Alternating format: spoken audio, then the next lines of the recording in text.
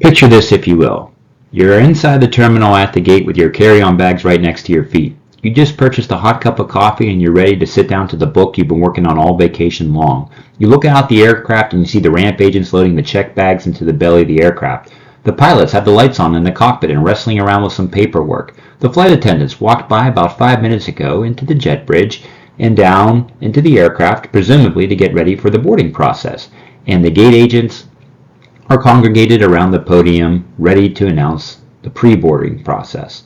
And you are met with the existential question of how is it all going to work? How does it all come together? How is this aircraft going to get from point A to point B? Surely there's a process and procedure for everything, and your natural curiosity needs to be fulfilled. Well, we are more than happy that you decided to click on this video. Well, today we strive to answer that question here at the ATC Toolbox Explained, a crudely done, narrated PowerPoint presentation that serves as the crossroads for curious passengers who wish to learn a little more about air traffic control procedures.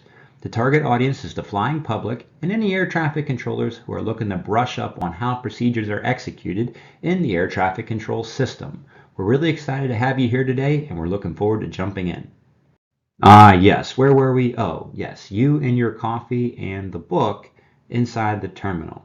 Let's add a little bit of complexity to this hypothetical situation. You look out the window across the airport property and you look at the air traffic control tower.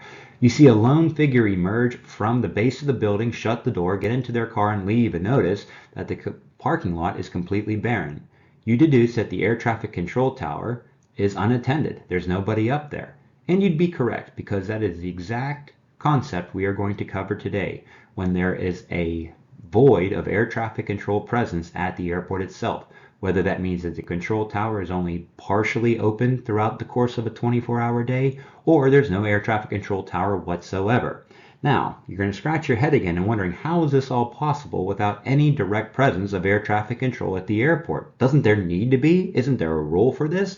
Well, we hope to put your mind at ease, because we're going to answer how this actually happens, going from high-level concepts to some detailed, lost-in-the-weed kind of details, and how these are rooted in foundational documents, publications, and rules that air traffic controllers use to safely assist traffic in this certain situation. Stand by for more details as we go to the next slide. The first stop on our pathway to better understanding is a public-facing document known as the Chart Supplement. This publication is a wealth of information for aircraft and aircraft operators to determine what available services exist at the airport from which they operate. As you know, some cities have multiple airports, so the document is organized in a fashion where you look up the city name and then look for the airport. In this instance, we are in the town of Aguadilla, and we are at the Ralphio Hernandez Airport, also known as Borinquen Airport.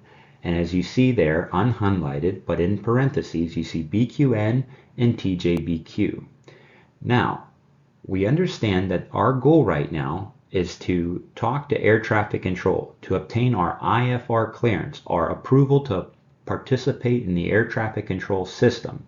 And we need to talk to air traffic control to do so. We understand that the air traffic control tower is closed, so we can't talk to them directly.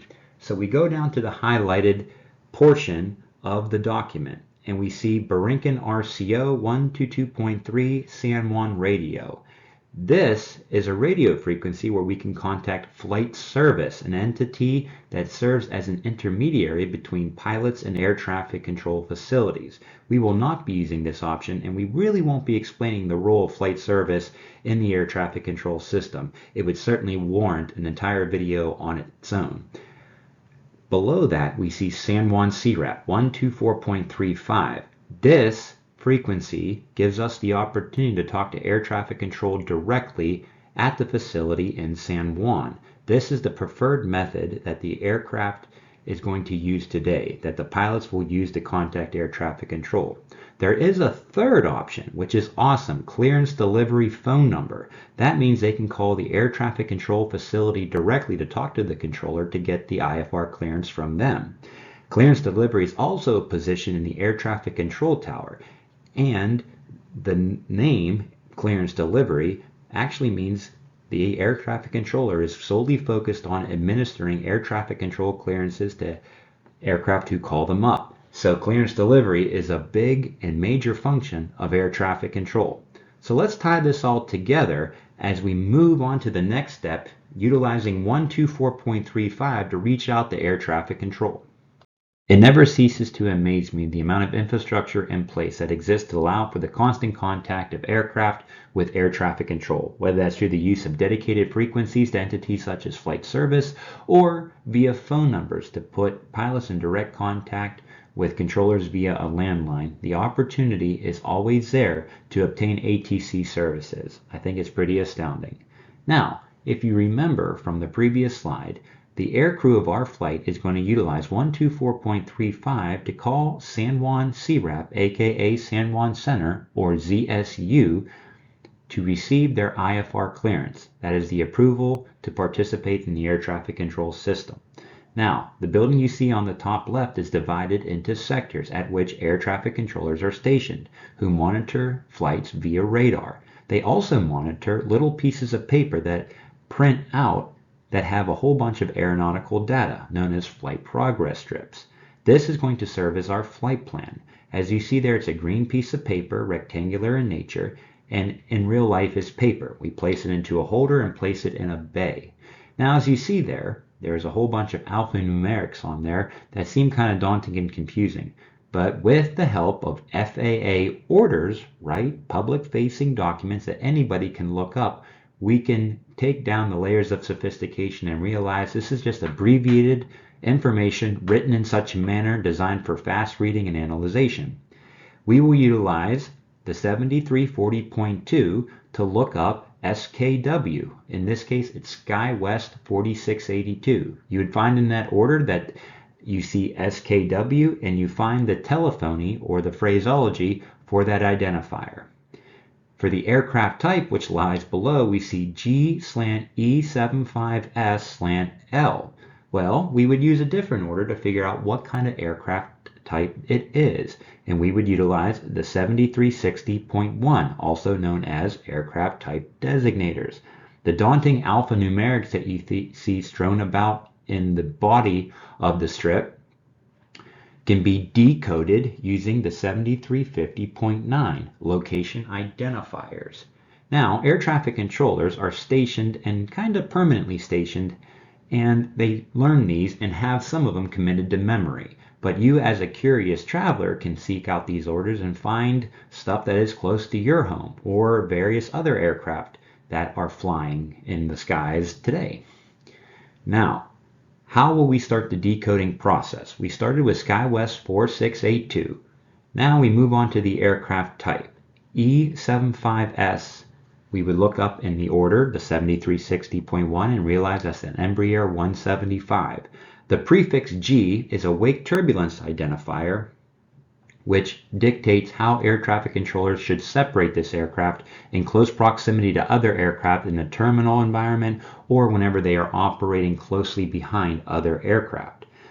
The slant L, the suffix, means that this aircraft is equipped with certain capability to navigate the skies, and it also kind of is a pointer to more sophisticated information with regards to the navigational, surveillance, and communication capabilities, but it's a bit of a tip of an iceberg that we don't have time to really dig deep into today.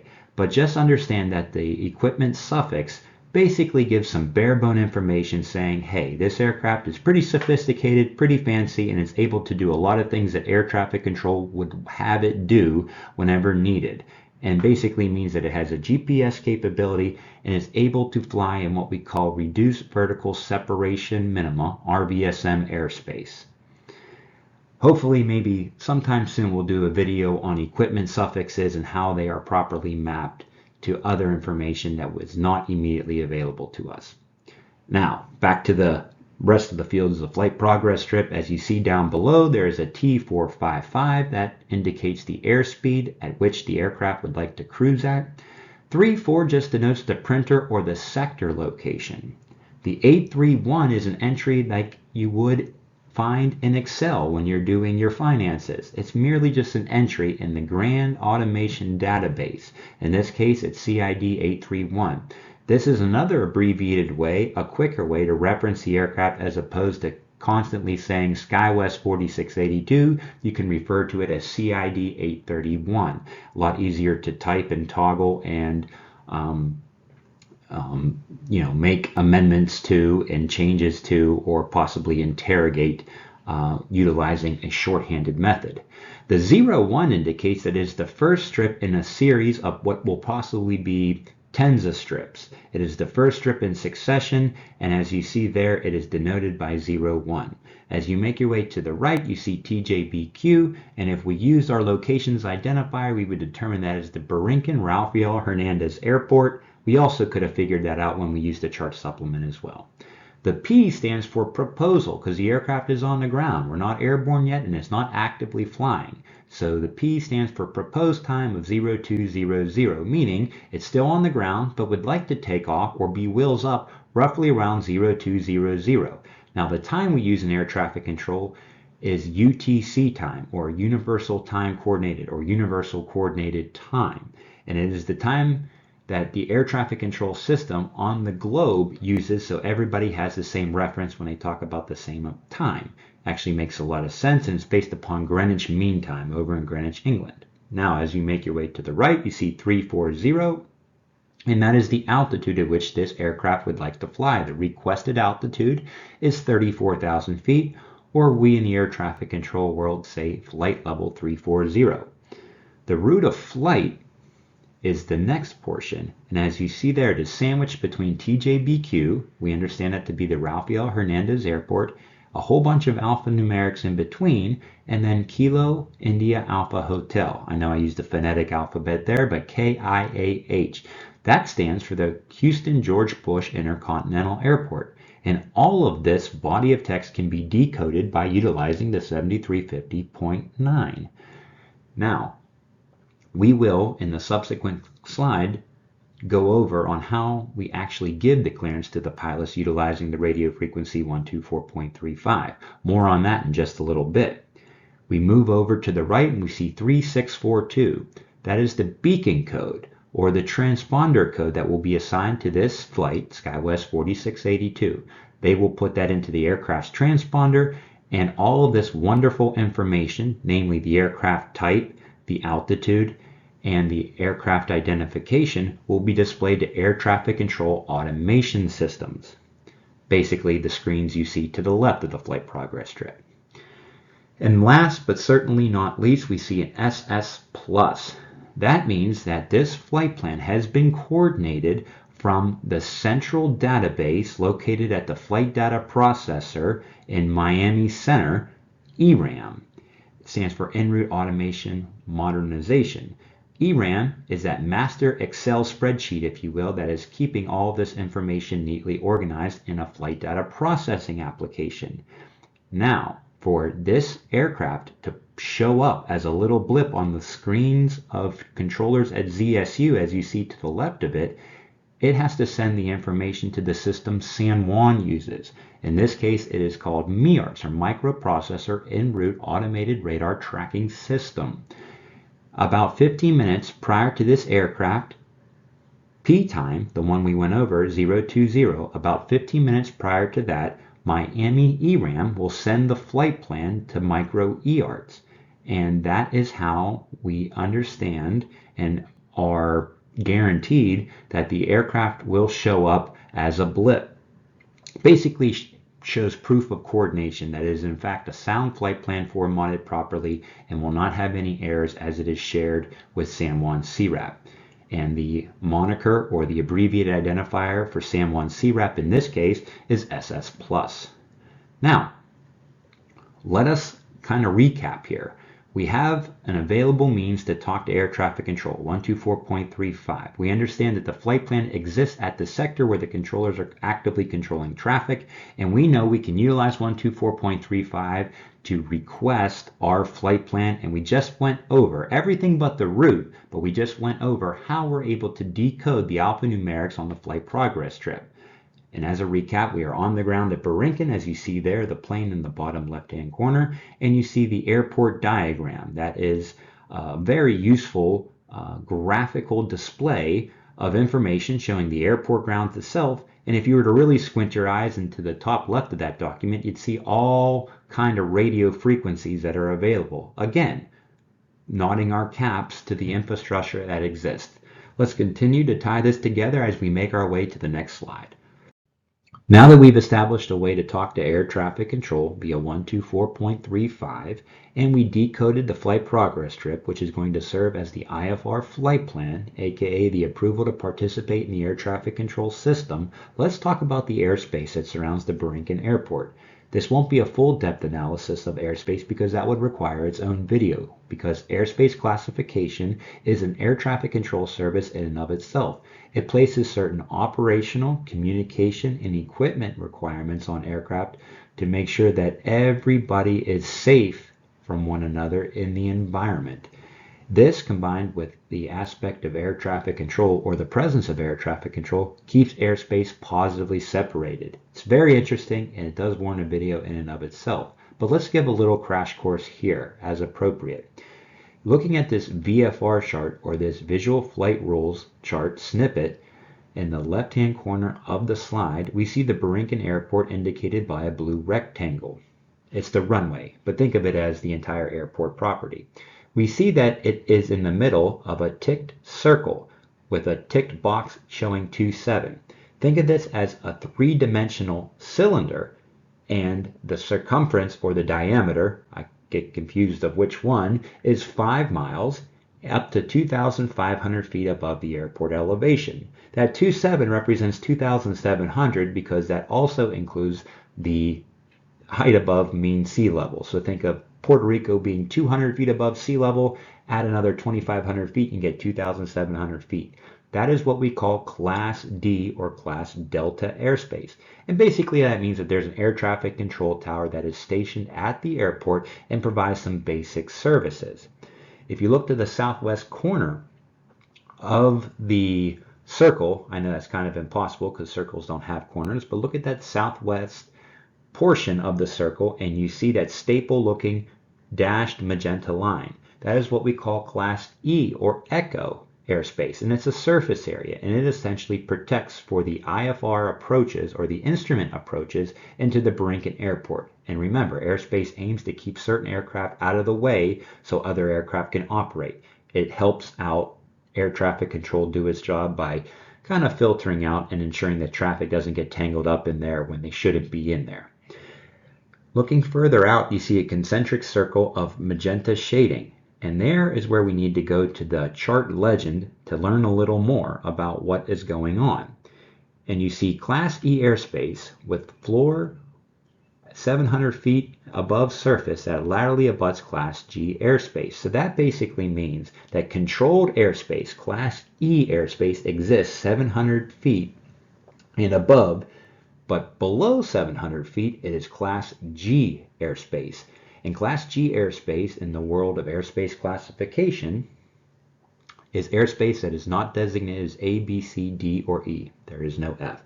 So it means it's uncontrolled. So understand that air traffic control has the task of separating aircraft in controlled airspace, and that starts at 700 feet and above. Now this is kind of tricky because we know that the air traffic control tower is currently not open. So that means that that dashed blue line and that staple looking dashed magenta line don't apply because there's no air traffic control service at the tower. So now 700 feet, or excuse me, below 700 feet, the surrounding airspace of the Borinquen Airport is Class G. Now, why did we just go over this crash course in airspace classification? Because it is going to determine how we give this clearance, the kind of phraseology that we use, and the contents of the clearance, because words do matter. Now we go to the 7110.65, the Air Traffic Controller's Bible, or simply known as Air Traffic Control, sometimes known as the .65. And here is where we are going to find our guidance on how to give aircraft their IFR clearance. We've finally come to that point. If we go to Chapter 4, Section 3, Paragraph 2, we go to Departure Clearances. And here we start. Include the following items in the IFR departure clearances. Nuances abound, and this is a perfect time, the perfect opportunity for a slide break. See you at the next slide, and we're going to dive into this departure clearance. Can't wait. See you there. Welcome back from that well-deserved break. As you see here, the flight progress strip is now front and center. This is going to serve as the IFR clearance to the aircraft on the ground, SkyWest 4682. Now, one of the things we have to consider before we ramble off the clearance is how do we get this aircraft out of the airport environment, the runway environment, and up to an altitude where quote-unquote air traffic control can do this thing. Think of this as ascertaining how the stage of our play is set. What factors are we dealing with and what things are in place? Well, if you remember from our mini crash course on the previous slide on airspace, we understand that the air traffic control tower is closed. Thus, the airport environment went from Class Delta airspace and reverted to Class G airspace up to where it abuts Class E airspace at 700 feet. So we know that controlled airspace basically starts around 700 feet. Why we need to take inventory and take note of this is because it is going to determine what procedure we apply in the 7110.65 in Chapter 4, because as you can see by the colored text that surrounds the flight progress strip, we have a couple options here, or we have a itemized list that the 7110.65 would have us go through so we know how to apply it. So let's pick up from where we left off because we said nuances abound. Let's address the nuances one by one. This one's not so hard. As you see in the top left-hand corner, the clearance limit. When the clearance limit is an airport, the word airport must follow the airport name. This isn't very hard because we understand that we use FAA orders to decode the identifier. So the last element of that flight plan on the flight progress strip in the route of flight is KIAH, or Houston George Bush Intercontinental Airport. Easy enough. That one's very easy to apply. Moving on to the purple text to the right, departure procedures. Now, locations with airport traffic control service specify direction of takeoff, turn, or initial heading is necessary consistent with published departure procedures like a SID or an ODP or a DVA. Now, read it slowly again where we see locations with airport traffic control service. It's not applicable because the air traffic control tower is closed, so we wouldn't have to apply this. But for overall education purposes, let's dissect what a SID, ODP, and DVA is. A SID, or a standard instrument departure, is a series of maneuvers, turns, headings to facilitate an aircraft out of the terminal environment into the en route environment. It serves as a transition, and it is graphically depicted. It's on a chart. It looks really cool because there are various routes and miniature headings and airway looking structures that get the aircraft out of the airport environment, ensuring safe obstacle and terrain clearance, and usually transitions into a waypoint or a fix along their route of flight. They usually have really cool names. Sometimes they're named after cities or prominent features or people, and just a very interesting procedure altogether. But there is not one assigned or published for the Borinquen Airport, so that does not apply. Now think of an ODP, the obstacle departure procedure, as a mini SID or a diet SID, if you will. Not quite as robust as all these interesting headings and maneuvers and intermediate waypoints, but it is a bare bones, sometimes graphically depicted, but more often than not, textual description of how the aircraft should depart the airport environment, the runway environment, to miss things like terrain or trees or other kind of prominent obstacles. It is a bare bones way to say, hey, do this, turn here, climb here, and it basically will guarantee that the aircraft won't hit anything. It'll get above and then into the en route environment per se, more of the kind of in between. Air traffic control will take it from there. It'll certainly get the aircraft up to and through 700 feet at Borinquen Airport. But again, we must remind ourselves that it's not applicable because the tower is closed. Now, a diverse vectoring area, Borinquen does not have one, but diverse vectoring areas are really cool things. It allows air traffic control to vector or turn the aircraft below the minimum vectoring altitude, which is an altitude that is published. It's now public facing. For a while, it was only available for controllers to know, but it allows aircraft to be vectored below the minimum vectoring altitude as long as the aircraft is in a climbing condition that is going above it. So think if the minimum vectoring altitude was 1,000 feet, as long as the aircraft is cleared to climb above 1,000 feet, they can get kind of close or at least laterally separated by the prominent obstacles that are in its way. So it's really useful in mountainous areas or areas where there is a lot of obstacles, because as long as the aircraft is in a climb, and sometimes it's restricted to climb at a certain rate, say 500 feet, 700, 1,000 feet per minute, you can vector them below the minimum vectoring altitude, and it's really helpful whenever aircraft are going different directions out of the airport environment. Again, Borinquen doesn't have one, and even if it did, we wouldn't be able to use it because the tower is not open. So let's move on. We can't do that, but then we look at locations without airport traffic control service. Kind of sounds like our situation, but within a Class E surface area. Well, we're not working with a Class E surface area. As we know, the airport is surrounded by that magenta veil where it's uncontrolled or Class G airspace until 700 feet. But let's read it anyways. Specify direction of takeoff, turn, or initial heading if necessary. Obtain, solicit the pilot's concurrence concerning a turn or heading before issuing them in a clearance. And again, not applicable because the airport at this moment is Class G. Now, green means go, because at all other airports, that's us, do not specify direction of takeoff, turn after takeoff. If necessary, to specify an initial heading to be flown after takeoff, issue the initial heading so as to apply only within controlled airspace. That is us. So we will have to phrase the clearance in such a way, and there is phraseology, and we will get to that. We will have to ensure that we insert that SkyWest 4682 can only do what we tell it to do whenever it hits essentially 700 feet, whenever it gets to that Class E airspace and an air traffic control suddenly has control over it. So stay tuned and keep that in mind, because we will go to the clearance. We will actually go to the actual spoken clearance here in just a second and address this. So this is really exciting stuff. Stay with me. Fun stuff ahead. Excellent. As you see here, the SkyWest 4682 flight progress strip is still front and center because, as we know, this is going to serve as the IFR flight plan. We are almost ready to clear this aircraft to Houston.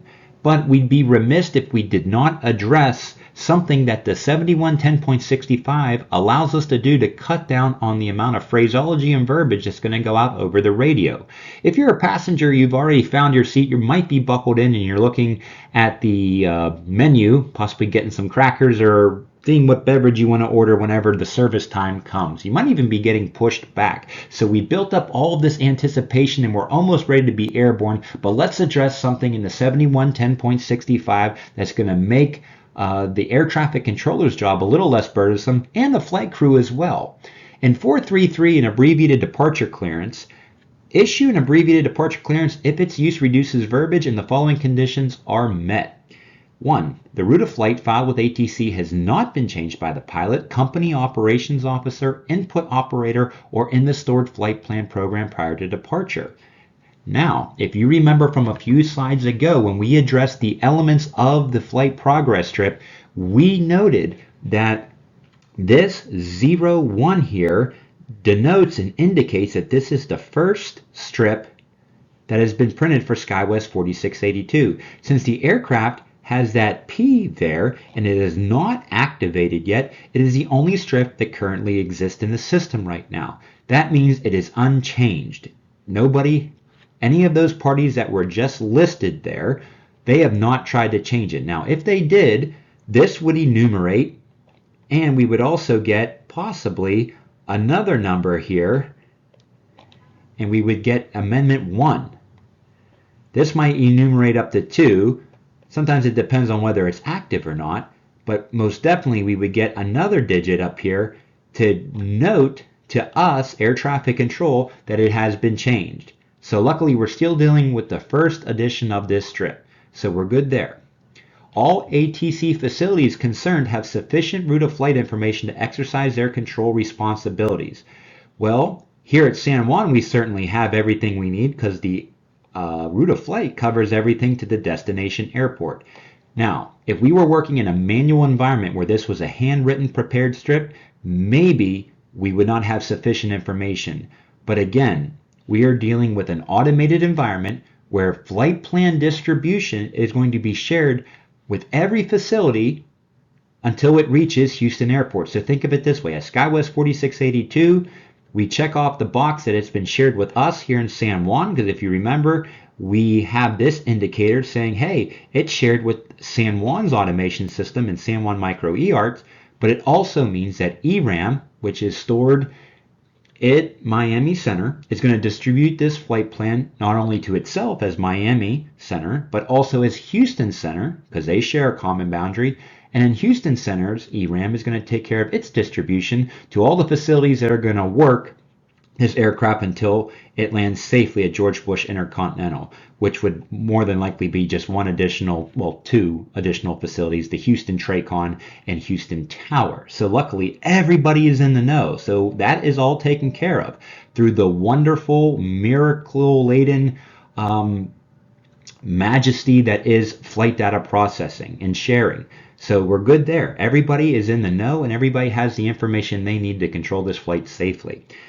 3. When the flight will depart IFR, destination airport information is relayed between the facilities concerned prior to departure. Again, ERAM is going to take care of all of this for us, because as this aircraft departs and makes its way from facility to facility, sector to sector, all of that is taken care of in the automation realm. Very good to have. But the amazing thing, and another thing to note about the beauty of air traffic control, is every procedure is backed up that in the event that we lost all automation, there are procedures to how to properly relay and pass on flight plan information as it makes its way through the system. Number 4, the assigned altitude according to provisions in paragraph 432, departure clearances, subparagraph E is stated in the clearance. That basically means that we have altitude information, and whenever we spout out this clearance, we will ensure to give an intermediate altitude, because we're not going to simply clear this aircraft right off the ground all the way to flight level 340. We're going to give them some kind of intermediate altitude, say, I don't know, 5,000, 7,000 feet, something like that. It doesn't matter, just as long as it gets them into controlled airspace above 700 feet, and then tell them to expect flight level 340 10 minutes after departure. And again, just talking about contingencies, as we just kind of mentioned how if automation were to go out of service, there are provisions for air traffic control to relay flight plan information from facility to facility until it gets to its destination safely.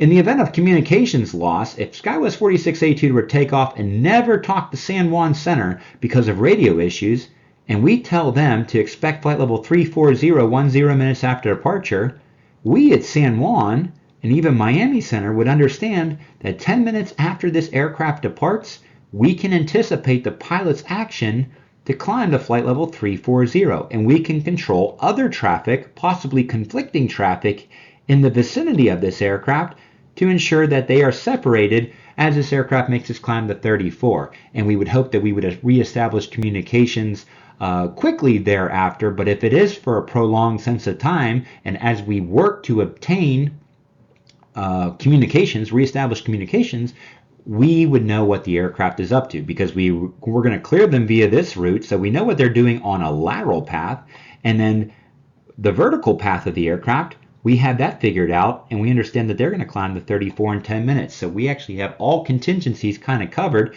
as we give this clearance properly. And since we satisfied 433 A1 through 4, we are able to give an abbreviated departure clearance. So the phraseology, at least for the initial part of the clearance, is going to sound something to this effect. SkyWest 4682 cleared to the Houston Intercontinental Airport via direct airbag, then as filed. This is really exciting stuff. Let's finish this clearance on the next slide. Since we are on a roll, let's take care of the rest of the clearance starting at the very beginning because it's worth starting again because it sounded so good. SkyWest 4682 cleared to the Houston Intercontinental Airport via direct airbag, then is filed. Climb and maintain 7,000. Expect flight level 340, 10 minutes after departure. Departure frequency 118.75, squawk 3642. Excellent. What we just rattled off was everything that we explored in the previous slide. We decoded all of this information, not that we gave all of this information in the actual clearance, but we properly satisfied all conditions to give an abbreviated departure clearance. We accounted for any kind of communications loss by giving flight level 340, 10 minutes after departure, and we gave their assigned squawk code. Now, since we did this over the radio on 124.35, we would expect the crew of this aircraft to give an acknowledgement or a readback. And then once they did that, air traffic control is on the hook to make sure that it is correct. In the 7110.65 and 243, ensure pilots acknowledge all air traffic clearances and ATC instructions. When a pilot reads back an air traffic clearance or ATC instruction, A, ensure the items read back are correct. B, ensure the readback of hold short instructions, whether part of a taxi instructions or land and hold short or LASHO clearance. Luckily, we're not in a tower and we're not giving taxi instructions, so we don't have to provide that. Ensure pilots use call sign and or registration numbers in any readback acknowledging an air traffic clearance or ATC instruction. This one is key because sometimes aircraft forget to use their call sign. So if SkyWest 4682 read this back verbatim, all of the items that we included in this clearance, but they forgot and omitted their call sign, we should take action and say verify that was SkyWest 4682 with the readback or other similar language, because we want to make sure that that clearance was delivered to the proper party. Because realize that when we key up the mic and we broadcast on 124.35, there could be other aircraft in the vicinity, aircraft on the ground at Beringen who thought maybe that clearance was for them. So this is a great way to ensure that the intended message reached the party that we wanted it to reach, in this case SkyWest 4682. We could pretend that SkyWest 4682 gave a solid readback and we would just say something to affect SkyWest 4682 readback correct or something like that. So we would respond to their response as well. So great job. We got something majorly done. Now that we have successfully delivered the IFR clearance and received an accurate readback, there is one consideration that we must contend with. SkyWest 4682 is not automatically authorized to depart the airport yet, because upon reception of the IFR clearance, they are now afforded the benefits of positive IFR separation. It is one of the services that air traffic control offers. Now, if you look at the image below the flight progress strip, you see a radar display snippet of the Beringen area, essentially some traffic in and around the area. Usually the tower, when it is open, is able to take care of this. This is what tower controllers do. They are positioned up in the tower, they have binoculars, they look out the window and look at traffic, they sequence and maneuver aircraft in such a way that they are positively separated from each other. But they are not there, so the overarching air traffic control facility, in this case San Juan, which is tens of miles away from the Beringen airport, must do this task remotely. It makes it a tad bit harder because we don't have any actual eyes on the airport grounds. We don't have anybody looking at the taxiways and the runways and scanning and providing same runway separation or wake turbulence separation. And as you see here, if you imagine that the image in the bottom right hand corner is live, we actually do have traffic for SkyWest 4682 that we need to fit them into a window of opportunity so they can depart the airport safely. So how do we do this? Well, in the 7110.65, 434 provides the procedure to do this. Departure release, hold for release, release times, departure restrictions, and clearance void times. Assign departure restrictions, clearance void times, or release times to separate departures from other traffic or to restrict or regulate the departure flow. Departures from an airport without an operating control tower must be issued either a departure release, a hold for release, or a release time. So if we are in fact dealing with the situation at hand, if that is a freeze frame of what we're dealing with, we see there's an aircraft about 10 miles southwest of the airport and another aircraft probably about 50 miles away to the northwest of the airport as well. So we move onward into that procedure, and it says when issuing hold for release instructions include departure delay information. So we give a little bit of an explanation of what the delay is for. So we will append onto the IFR clearance, the SkyWest 4682, we will tell them hold for release, expect a 10-minute departure delay for inbound traffic. This ensures that the inbound traffic will in fact land, cancel their IFR clearance, and then SkyWest 4682 will have a window of opportunity to depart by using an additional procedure provided in 434. So check it off the list. We gave the IFR clearance, an abbreviated IFR clearance. We scanned the traffic situation, understanding that there is some traffic inbound to the airport, and we can't afford that window of departure for SkyWest 4682 yet, but we gave them hold for release instructions and told them in about 10 minutes we'll get back to you with the next caveat in the procedure. So hang tight as we wait for the traffic to land, and we will be departing this aircraft shortly. Fast forwarding 10 minutes into the future, we see the aircraft has been pushed back. The passengers are in their seat having received their safety briefing, and the aircraft could be on its way or even at the runway's end ready to depart. The traffic situation has vastly improved around the Borinquen Airport. The previously observed traffic, those two inbounds, we can assume have landed and canceled their IFR flight plan. The window of opportunity has arrived. All clear around the airport area. We have positive separation, and air traffic control, as a matter of good practice, should scan their scope or their display and see if the aircraft is populated in their tabular list, and we see that it has. The tabular list is at one singular entry. There usually is more, but in this case there's only one, hence A, and there's no B. SkyWest 4682, that's the reference aircraft we've been talking about all presentation long, and 3642, if you recall, that's the beacon code.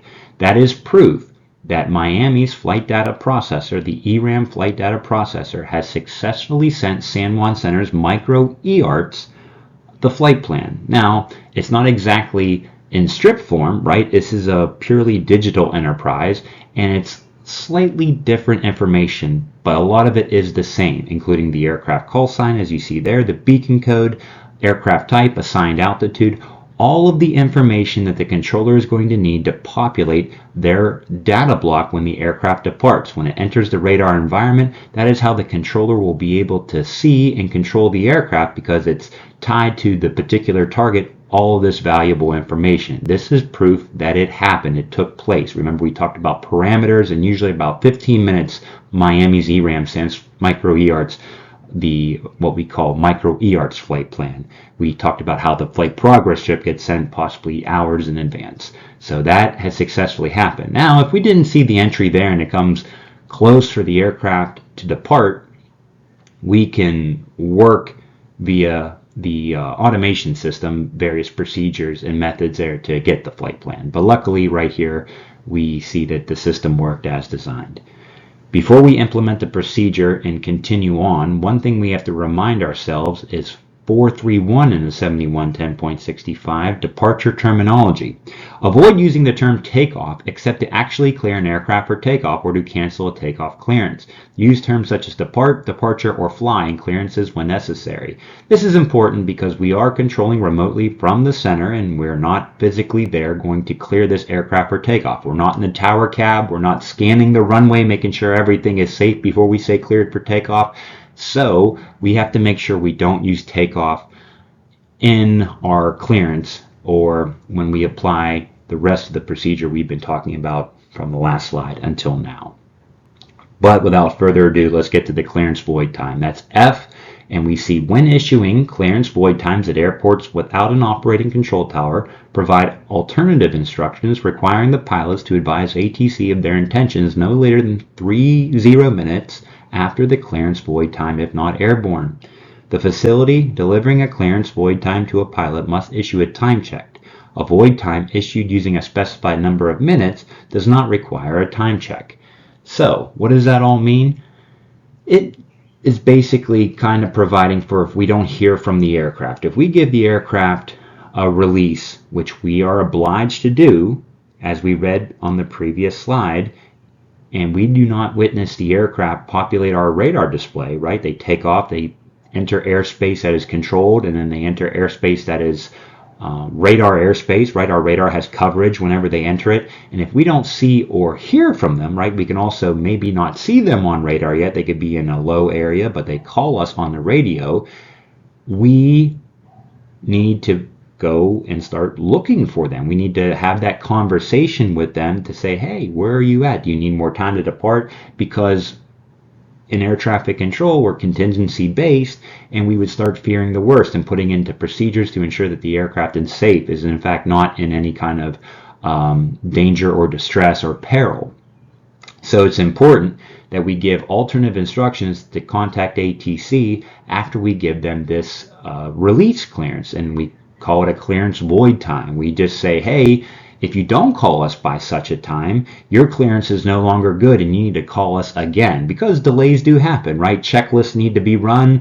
Perhaps a passenger had to go to the bathroom, something like that. Things do happen, and all of this can be easily resolved with just a simple conversation. But in the event that simple conversation does not take place, air traffic control has the obligation to start looking for that aircraft to ensure everything is okay. And more often than not, anytime a clearance void time is busted or more time is needed, it's just usually very innocuous and we're able to have the conversation again. You just, no big deal, you issue another clearance void time and all is right with the world.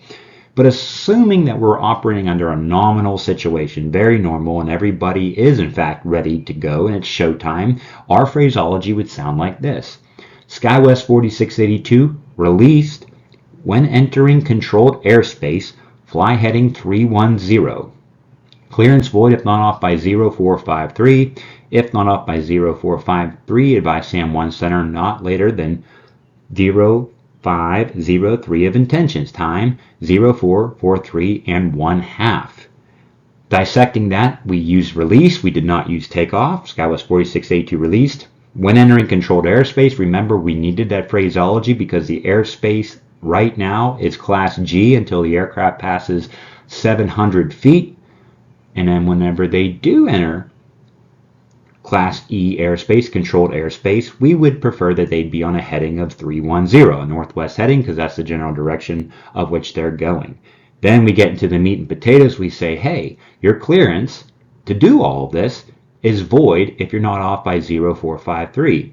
If you're not off by 0453, advise SAM 1 center, basically say, hey, we need more time or something else, no later than 0503 of intention. So give them another 10 minutes to do their thing and talk to us. And then we give a time check. That is the clearance void time. We would get a read back, and then we would sit and wait again and watch this aircraft populate our radar scope, do some radar identification procedures, and then just do some good old-fashioned ATCing. Lo and behold, 1 to 2 minutes after receiving the clearance void time and release instructions, SkyWest 4682 enters the radar environment in the form of a full data block. The contents of the tabular list have shifted and moved right onto the aircraft itself, the target, because the flight crew has 3642 dialed into their transponder. Micro ER sees this and auto acquires or matches all of the condensed information that's stored in the tablets to the aircraft. And this is useful for air traffic control because they are now able to identify the target as SkyWest 4682. They are able to recognize that flight level 340 or 34,000 feet was requested. We received the altimeter information, the mode C data, meaning 700 feet, so we can assume that they're going to start their northwestbound turn to 310 here relatively shortly. The ground speed of 130 knots, and the aircraft type is presented to us, this time as an Embraer 175, and instead of the G, the wake turbulence identifier, being in the front as a prefix, it kind of is appended on as a suffix here, which is kind of a minor difference, and air traffic control is able to reconcile and actually recognize that. Everybody's happy because air traffic control has all the information that they need to get this aircraft up and out of the Brinken Airport and on course. Pilots are happy because they're on their way back, and the passengers, well, they're also happy because they're on their way to Houston to make a connection or possibly their final destination. It's very exciting. This also marks the end and the successful completion of the procedures that we have talked about across 12 slides. We addressed everything from how air traffic control is able to do the job whenever there is no air traffic control tower open or present at the airport, how we deliver the clearance, how we ensure that the clearances are legal and conform to proper procedures as found in FAA orders. We read a flight progress strip. We talked about the relationship of flight plan information and how it's useful. We gave an abbreviated IFR clearance, which was exciting, so we didn't have to get too long-winded because, well, we were long-winded in other aspects, if you will. We talked about how we positively separate aircraft when we're doing it remotely, when we can't have air traffic control present at the airfield in the form of an air traffic control tower. And we just tried to promote an overall sense of understanding between passengers and controllers and pilots even, and we're all kind of understanding what we're all doing, and hopefully we are all better educated for doing so. I've really enjoyed our time together, and I mean that immensely. This is always fun to kind of elucidate on some procedures and talk it out in a very light and jovial manner, and I found that the Microsoft PowerPoint is kind of fun and casual way to do so. And since most of these procedures actually take place at night when the towers are closed, we can say that we're leaving this presentation owning the midnight ops. We own the night, and that's absolutely a badge of honor and something that you should be proud of. Again, I hope you found this information useful, and I can't wait to do another topic and explain and hang out with you again as we explain these procedures. Looking forward to seeing you all again soon. In the meantime, stay safe out there, stay awesome, and yeah, we'll take care and see you soon.